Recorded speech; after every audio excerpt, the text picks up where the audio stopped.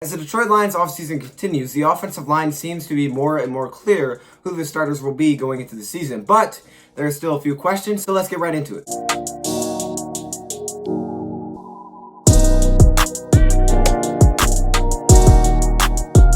So with the loss of TJ Lang to retirement, the Detroit Lions had to make a couple of adjustments, and that left that right guard spot wide open. So we weren't sure if the Detroit Lions were just going to look for a replacement at the right guard, or they were going to redo their whole offensive line, and there were options at that right guard position. I actually thought the Detroit Lions were going to go early in the draft and take a guard and fill in that spot, but that's not what they did. They didn't go with the young guys. Instead, they brought in a couple of free agent veterans and a couple of undrafted free agents to compete, but right now there's a lot of guys that are really fighting for that right guard position. But there are still two positions on the offensive line that haven't changed at all, and that is the left tackle and right tackle. The left tackle being Taylor Decker and the right tackle being Rick Wagner. Those positions haven't changed at all. But the interior three have really been moved around, and those are really big positions. The first thing that we have noticed is Frank Ragnow, who was our left guard last season, actually moved to center, and when he was a center at Arkansas, he was significantly better. So this is probably a good move for Frank Ragnow. So Ragnow will now be most likely our center going into the season, but that still leaves up to grabs the left guard and the right guard. Now, previously, our center was Graham Glasgow, but Graham Glasgow, to begin the Detroit Lions offseason, went to that right guard position. He was doing really well there, and that meant at the left guard position, we had that little hole, and instead of Ode Abushi, Terrell Crosby, it was instead Kenny Wiggins who filled in that left guard spot. So that's how our offensive line started this offseason.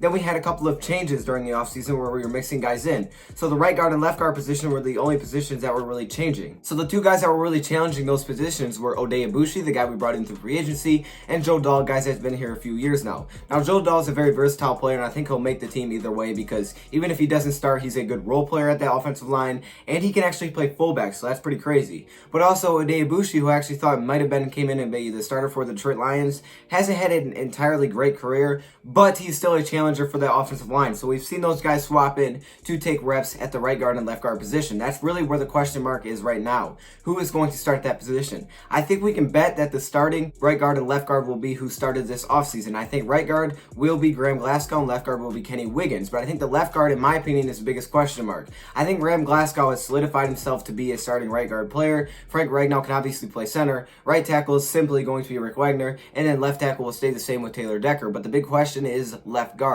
And at that left guard position, we started off with Kenny Wiggins, then we had Ode Abushi tried out, we also had Joe Dahl in there, and we have multiple guys that can do this. Terrell Crosby can also fill in this position as well. So with that, I think that's the biggest question mark for this offensive line remaining, and I think if I had to make a prediction, it would be Kenny Wiggins to start. I think it'll be that first group of the offseason, but I wouldn't be surprised if someone like Terrell Crosby, who's been here for a little while, that took over that position, or maybe even Ode Abushi, the free agent that we brought in this offseason, because he was really the biggest name offensive line that we actually brought in, other than undrafted free agents who we really haven't heard a lot about. We brought in two undrafted free agents in Ryan Pope and Bo from Wisconsin, and both of those guys were paid a lot of money. Ryan Pope was paid a huge amount of money to be an undrafted free agent. We really haven't heard about either of these guys that much this offseason. So it doesn't look like these two will either start, but again, these are good role players for the offensive line, and as we know, injuries happen, and you definitely need guys that can play multiple positions on the offensive line. So even if we don't know who the left guard and the right guard is right now, we do know that no matter what happens, we have a lot of depth and we have a lot of guys that can rotate. So if one guy is not playing very well,